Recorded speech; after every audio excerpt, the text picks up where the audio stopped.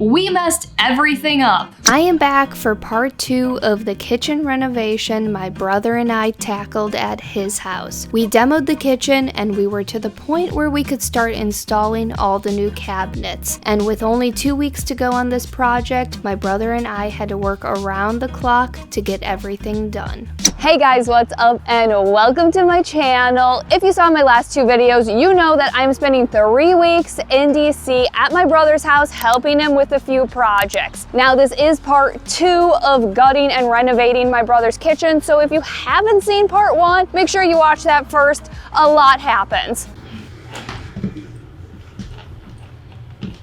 Off the top of my head, I can't really remember what happens, but I do know stuff happens, so go check it out. So we have a lot to get done in this kitchen. Let's head back to my brother's and get started on this project. So I said at the end of part 1, I was going to be taking you guys through all of the mistakes my brother and I made throughout this project. There were plenty of them. And we are starting off part 2 with our first problem. Yes.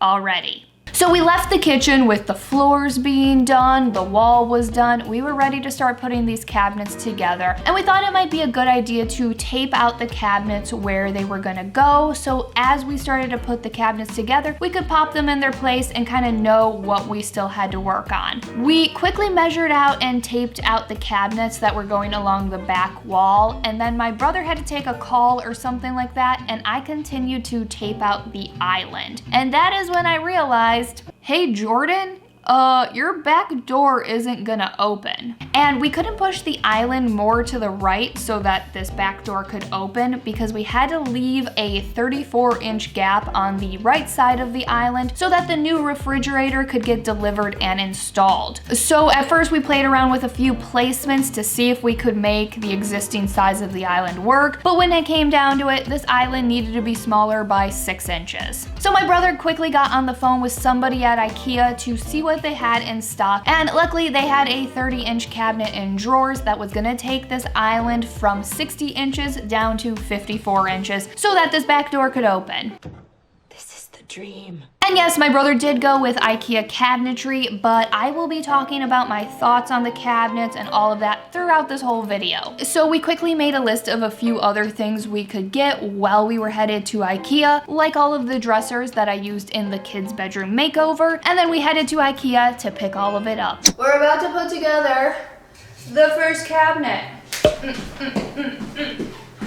So altogether, we had about 14 cabinets that we had to assemble between the cabinets that were going on the ground and the cabinets that were being hung up on the wall. And at first, Jordan and I worked together to figure out how these cabinets even go together, and then we divided and conquered. And now this video is not going to be a step-by-step guide on how to put together an IKEA kitchen cabinet. Okay, where are the tips and tricks? We've been watching this for 5 minutes. She's talking in circles. I do have a link down below to the 5-hour-long video we watched where it's a full breakdown of how to put together a cabinet and how to install it. The man in the video very much saved the day in our case, and we referred to this video throughout this entire process. He goes, you put them all into a box and then you toss them into the lowers, because he said, trust me. You really want to make sure that you're lined up as square as you can possibly be on this. This man gets me. He does, he gets me. So we started off assembling and installing the cabinets along the back wall. And IKEA gives you these tracks that you're supposed to cut down to size and put on the wall. And at first we put the track on the right way, but we thought it was upside down, so we took it off the wall and then put it back on the wall, actually upside down. And when it was upside down, we were like, yup, that's it. That's right. But then we stopped for the night after literally getting one cabinet installed, and that is when my brother found the video that we referred to throughout this whole process. So we particularly So it wasn't upside down from the start? No, it was right side up. We had it right the first time. Oh. That's the way it's supposed to go. It did seem short though, Yeah. right? But I think it's supposed to be about 32 and an inch because of 32 and an eighth and 16th of 3/16. So we can put the screws right at 32 and 3/16. Does that make sense? Yeah. No, Okay. that makes sense. So yes, we did have the track right the first time, and this was the first of many times my brother and I basically didn't know what we were doing and stumbled our way to the right answer. Next step is to fold in the cheese. What does that mean? And I'm pretty sure I can't say this enough, but the A to Z Ikea video just saved the day. And by the end of this process, I'm pretty sure the guy in the video and I became best friends. He just doesn't know it. Did we just become best friends? Yup! And that is one of the main things that I learned throughout this process. The Ikea instructions only get you so far. But at the same time, it really doesn't matter because there are so many resources online. So if you have a question, there is a 5-minute or 5-hour long video helping you through it. After we got the back cabinets on properly, we started putting together the island. The first thing we had to get done for this kitchen was assembling and getting all of the base cabinets in place. Because the quicker we got that done, the quicker the counter and backsplash guy could come out and get his final measurements. Because there was roughly a 3 to 5 day turnaround between the final measurements and when the backsplash and countertops were actually installed. So we didn't have to get the cabinets fully installed, we just needed them in their place to get these final measurements. So for the island, we just used clamps to clamp the 2 cabinets together, and then we also used clamps to attach the gable panels, and that is something I learned. The gable panels are the things you attach to the outside of a cabinet that adds the design. So the final cabinet that we had to get installed for the countertop and backsplash measurement was the base cabinet for the new coffee bar station. So we used that track to attach it to the wall, and then we used more clamps for the gable panel. So my brother had to go to work. I'm not sure what that is because I'm not a real adult. So the countertop guys should be coming like pretty soon. I'm not exactly sure. And they're gonna come measure and get all their final measurements so that they get the most precise cuts and stuff for the countertops and for the marble backsplash. And I am just gonna be here, I'm gonna clean up, and I'm gonna put together the rest of the cabinets that make up the L-shaped bench, and then the cabinets for above the coffee station. So let's get to work. Hopefully I don't mess anything up.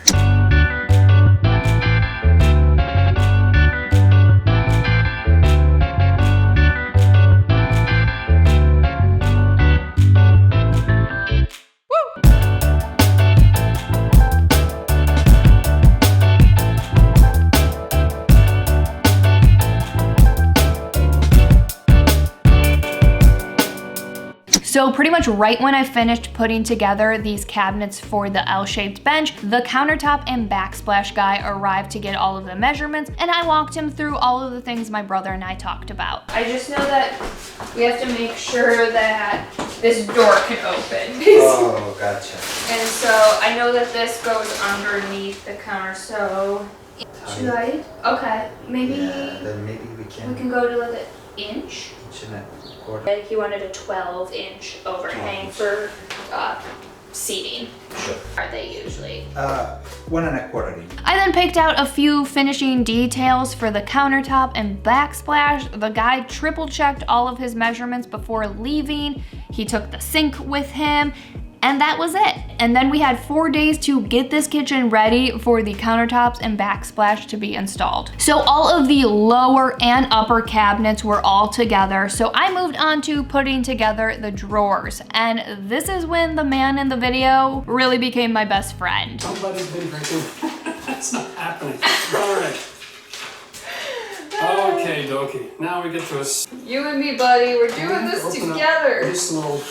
You know, if this YouTube thing doesn't work out, I could always maybe get a job installing Ikea. By the time you're done in one of these kitchens, you're gonna do I feel you, buddy. The drawers are really pretty easy to put together once you've actually done it. But the first drawer, the instructions were basically like hieroglyphics. Oh my goodness. Gee. So the next day is actually the day I started the kids' bedroom makeover. So when my brother got home from work, I stopped that project and went downstairs to help him continue putting the rest of the drawers together. And Jordan got it easy because I just showed him exactly how to pop these drawers together. He didn't have to go through the blood, sweat, and tears. Very detailed, I'm sure, in the instructions. And I love how they do little details like the... Ow! Ow! This is not going well. And once we had the drawers together, we installed all of them. And this is the part where the instructions are actually pretty good. They explain exactly where to put the tracks depending on how many drawers are going into each cabinet. So once we had everything together, the cabinets, the drawers were installed, we had 2 days until the backsplash and countertops were getting installed. If you remember, I said we just basically put the cabinets in place, but by no means were they locked in. We also had some projects we had to work on to customize some stuff to work with the space. So we started off working on the bench, and now the bench didn't have to be done by the time the backsplash and countertops were installed. We just wanted it to be done so that when the countertops and backsplash were in, all that was left to do in the kitchen was the fun decorative projects.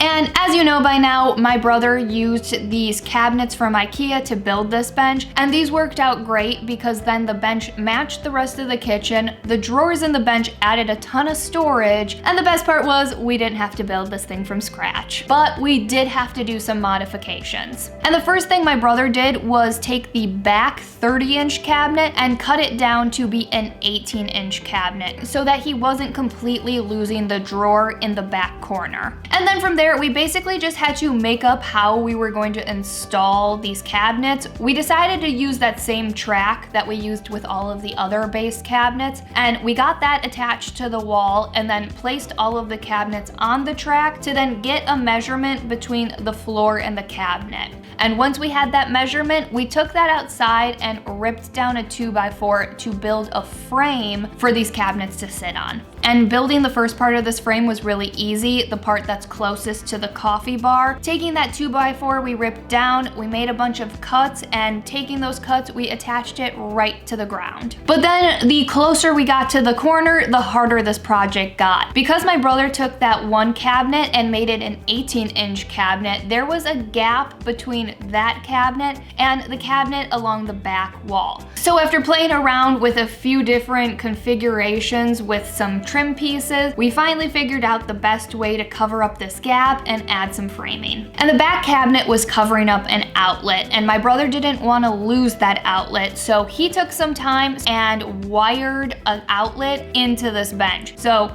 I don't know exactly what he did. He just did his electrical thing and put an outlet into this bench. Let there be light!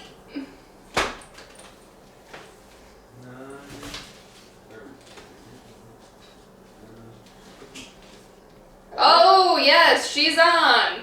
And then it was the day before the countertops and backsplash got installed. So it was time to tackle and install the island. And when I say this thing took forever, this thing took forever. So my brother started out doing all of the electrical work. That was like his thing throughout this entire process. He had to move lots of outlets, he had to move a thermostat, and then for this island he had to rewire and put all of the outlets and switches that were in the old island and make sure they were in this new island, and also rewire the new outlet for the microwave for that cord we moved in part 1. So while he did all of that electrical work for the island, I actually got started on a project that you will see in part 3. So don't think I was slacking, because I wasn't. So once all of the electrical work was done, he basically had these L-shaped brackets that are screwed into the floor and then screwed into a 2x4 that you then screw the cabinets to. And before we went ahead and screwed these cabinets in place, we had to do a bunch of tiny little adjustments to make this thing level. Because if you didn't know this already, the floors in your house most likely are not level. Especially if you have an older house like my brother's. And if you didn't see part 1, I mentioned somewhere in there that my brother brother's house is almost 100 years old. So these floors in my brother's house were definitely not level. So the legs that come with the Ikea cabinets can be adjusted up and down. So we had to keep twisting and adjusting to make this island level from side to side, front to back, and then also at a diagonal. And once we had all of that done, we went to screw these cabinets in place, only to realize that the 2x4s we were going to be screwing them into weren't in the right place.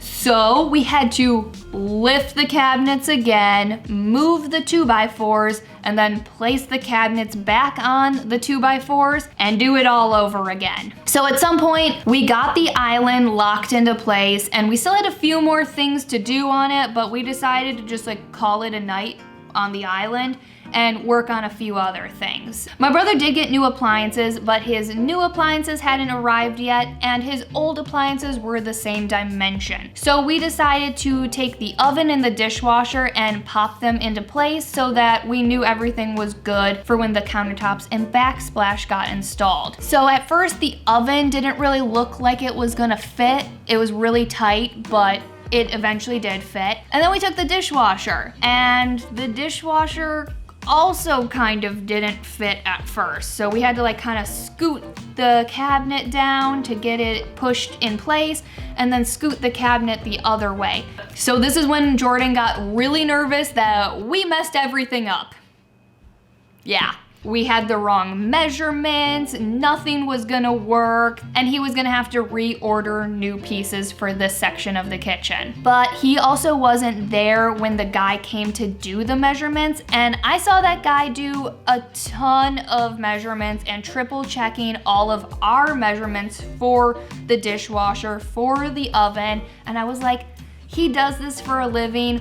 All appliances have like a pretty standard measurement, so I think we're gonna be okay. And if it wasn't, it's really fun learning from your mistakes and paying for them. I'm never gonna financially recover from this. So we went to bed. I'm pretty sure both of us didn't really sleep the night before the backsplash and countertops got installed, but we went to bed. And then we woke up really early because we also didn't know when the countertops and backsplash were gonna arrive, and we still had things we had to finish up before that happened. The first thing we had to get done was get the gable panels attached to the island. The side pieces come already cut down to size, and the back panel we had to cut down to size ourselves. So we took that panel piece outside and then cut it down to the width of the island. And then we had to cut the panel piece down to the height of the island. But because the floors in the kitchen aren't level, we couldn't cut this panel with a straight line. So we took that panel piece, pushed it up to the back part of the island, and using the top of the cabinet, we figured out the line we needed to cut. This is called scribing. It's basically figuring out the exact cut you need to make so that it works with the slope of the floor. And then we had one thing left to do before the countertops and backsplash got installed, and that was building a little frame for this mini fridge and the coffee bar station to sit on. And at first we built a quick frame out of 2x4s, but that didn't lift this mini fridge up enough, so my brother went outside to rip down a 2x4 to add some height to the frame. And if you saw my last video, you might know what happens next. This is the project where my brother cut his finger using his table saw that ended with 6 stitches and a broken finger. So we quickly got my brother's finger bandaged up, we finished up this frame, got the mini fridge in place, and it was perfect. So, you know, at least it was a good cut, Jordan. And 20 minutes later, the countertop guys arrived. So during this time, my brother and I kind of just sat back and watched very nervously as they installed all of this, and we're just waiting to see if we messed everything up. And I am happy to report everything was perfect. And my brother and I were so freaking happy. We were doing a happy dance, we were high-fiving each other, we were talking about when are we doing our next kitchen renovation. We got this, we're good. I've reached the top! And also, the countertops and backsplash looked so good. So we're gonna end part 2 on a happy note, because part 3, we've got more mistakes, guys. We've got more mistakes. So in part 3, you are going to see how we finish up this kitchen, all of the fun decorative projects, and oh yeah, there was something that popped up that changed everything. and added a whole bunch of extra work onto my plate. As always, thanks so much for watching, and I will see you in the next one. Bye guys!